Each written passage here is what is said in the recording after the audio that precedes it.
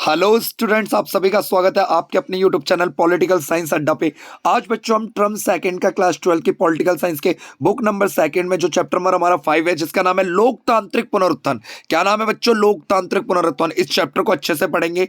हमने पिछले चैप्टर में पढ़ ही लिया था कि पहला आम चुनाव, दूसरा आम चुनाव, तीसरा आम चुनाव। शुरू के तीनों आम चुनाव में एक तरफा कौन सी पार्टी जीती थी? कांग्रेस पार्टी। कांग्रेस पार्टी को हम शॉर्टकट में क्या बोलते हैं? INC, Indian national Congress party.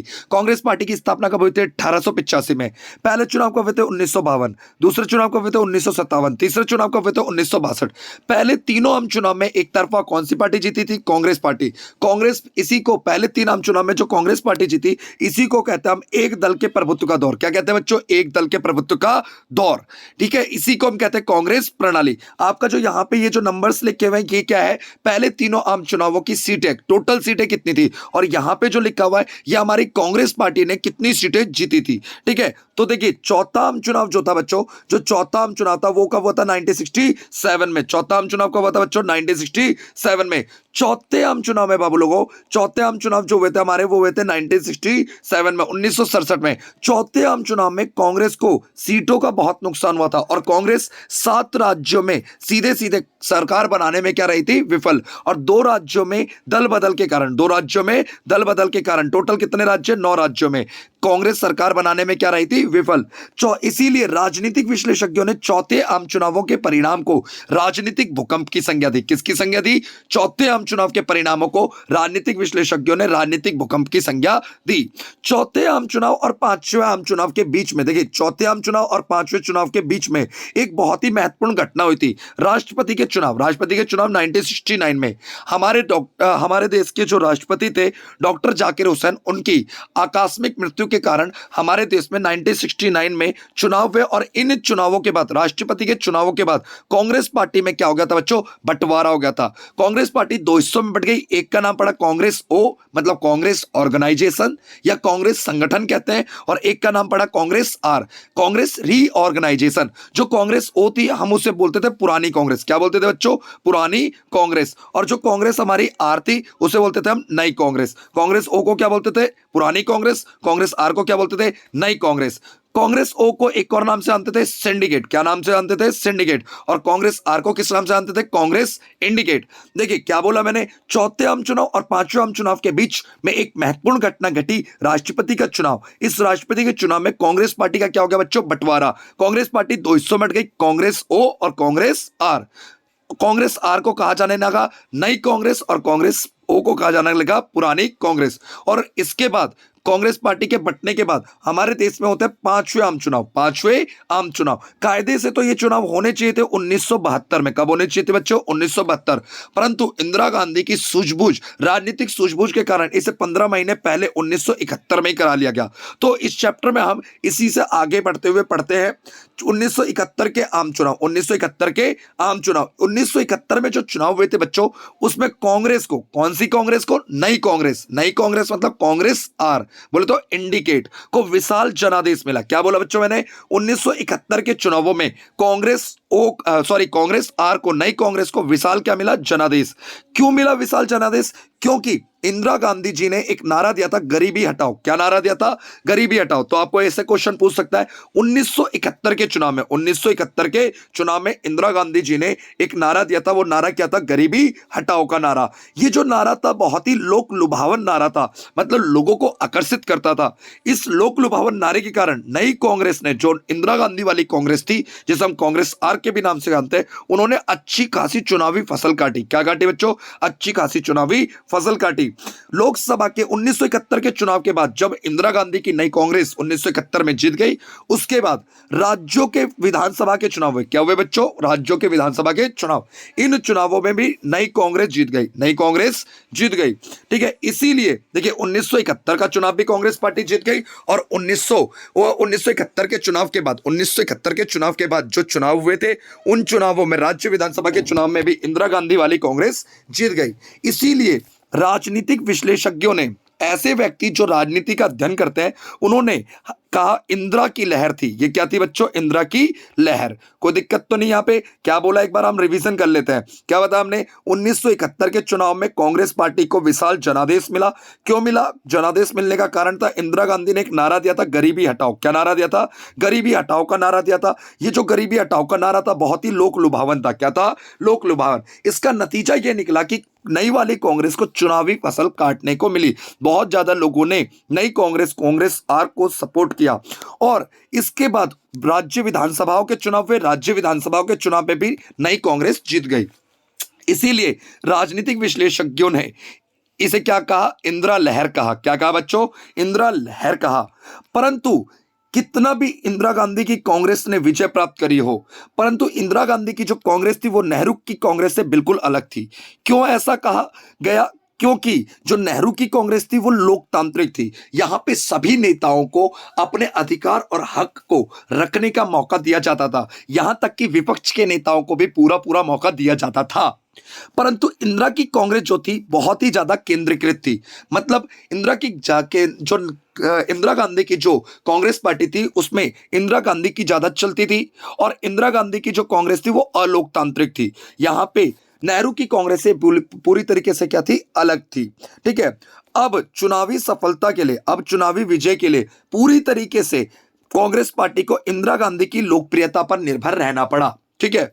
और भारतीय इतिहास में ऐसा पहली बार हुआ कि सरकार पर ऐसे आरोप लगे कि सरकार ने नौकरशाही और न्यायपालिका को प्रतिबद्ध कर रखा है। क्या बोला बच्चों? ध्यान से देखना।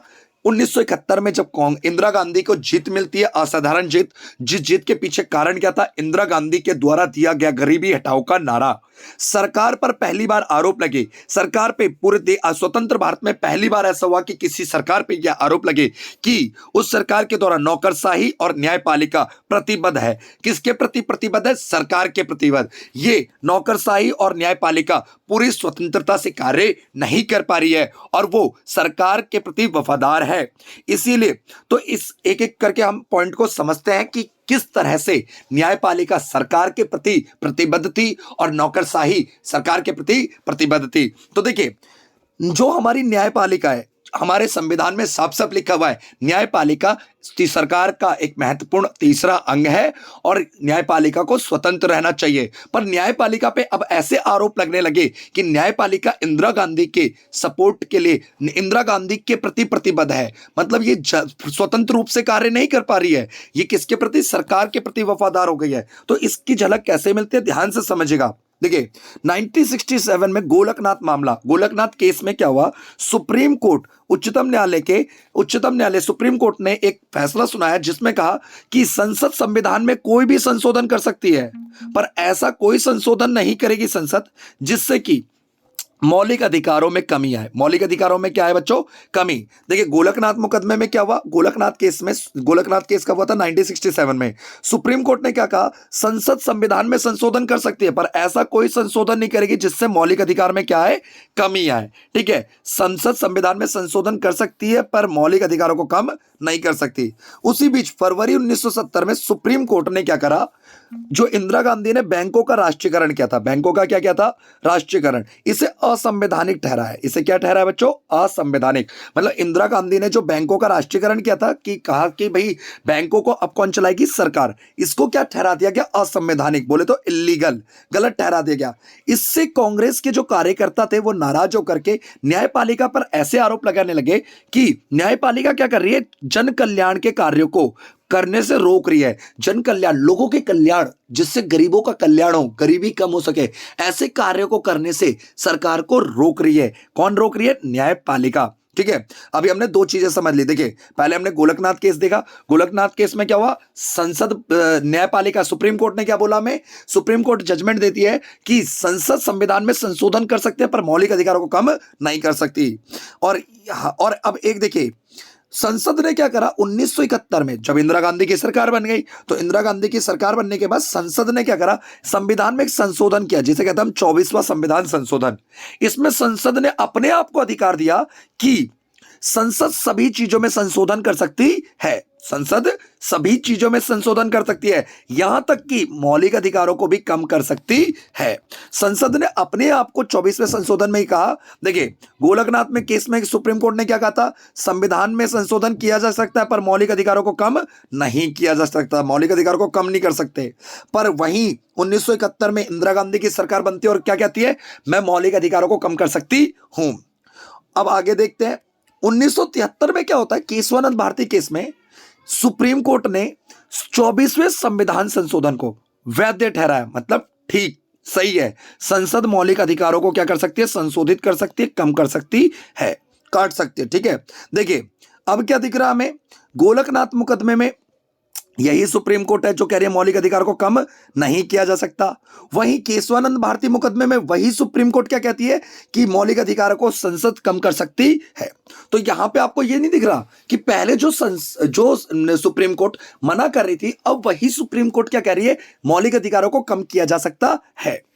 तो इसीलिए नेताओं ने, विपक्ष के नेताओं ने, सरकार के भी कुछ मंत्रियों ने ऐसे आरोप लगाए कि न्यायपालिका स्वतंत्र नहीं है, न्यायपालिका सरकार के प्रति क्या है? प्रतिबद्ध है। अब एक और इसी दौरान इसी बीच एक और घटना घट जाती है। 1975 में क्या होता है? हमारे देश में सुप्रीम कोर्ट के जब मुख्य न्यायाधीश, चीफ जस्टिस ऑफ इंडिया, मुख्य न्यायाधीश का चुनाव हो रहा था, तो इंदिरा गांधी की सरकार ने क्या करा? 3 वरिष्ठ न्यायाधीशों को नजरअंदाज करते हुए, उनकी उपेक्षा करते हुए, चौथे नंबर के न्यायाधीश A.N. रे को मुख्य न्यायाधीश बना दिया गया। इससे न्यायिक जगत में इस नियुक्ति को लेकर के क्या हो गया?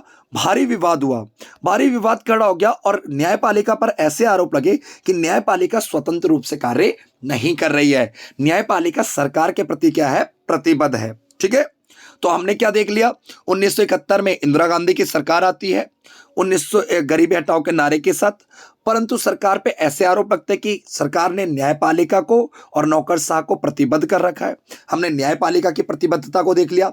हमने गोलकनाथ केस में देखा कि जो गोलकनाथ केस 1967 में जो न्यायपालिका सुप्रीम कोर्ट क्या कहती है कि मौलिक अधिकारों को संसद कम नहीं कर सकती।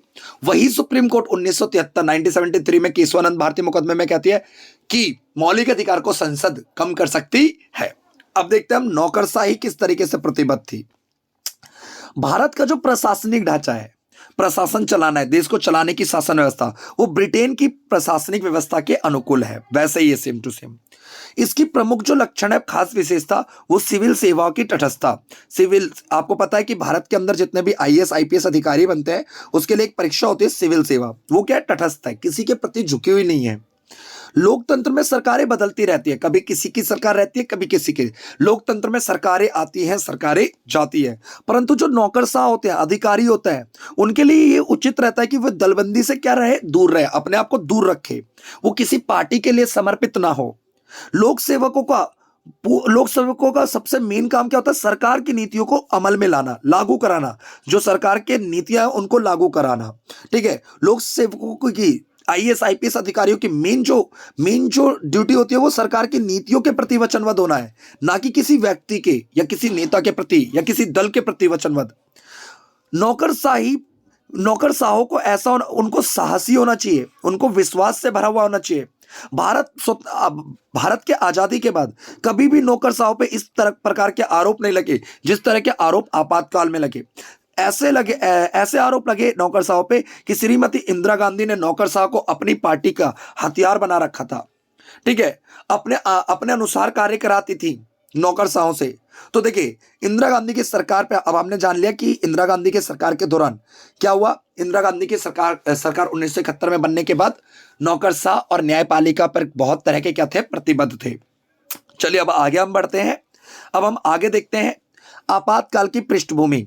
हमारे देश में आपातकाल किस तरह से लगा और कब लगा?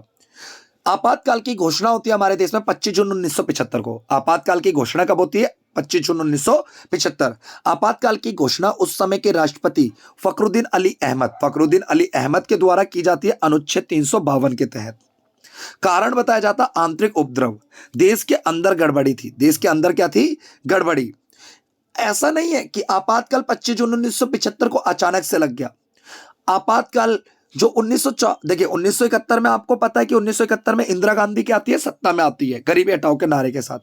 परंतु 1974 के अंत में आते आते इंदिरा गांधी को अपनी सत्ता, अपनी पावर जाती हुई लगती है, कमजोर होती लगती है। ठीक है, तो इंदिरा गांधी को ऐसा लगता है कि अब मेरी सत्ता क्या हो रही है, जा रही है।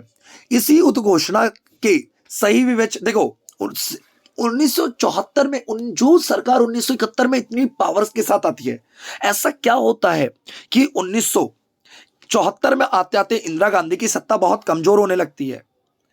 इसके लिए हमें पिछले 3-4 सालों के घटनाक्रम को विस्तार से जानना होगा।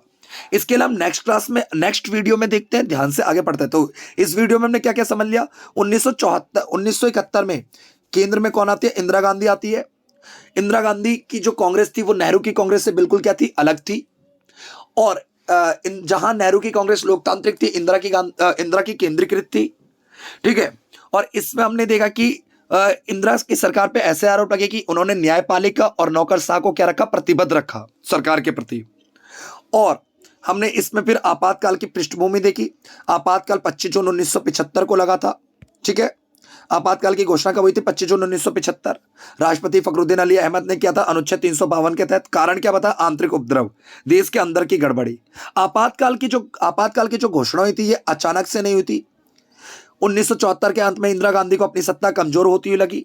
तो इंदिरा गांधी की सत्ता कैसे कमजोर हो गई, इसके लिए हम अगली क्लास में पढ़ेंगे कि किस तरह से पिछले 3-4 साल गुजरे। Thank you for watching this channel.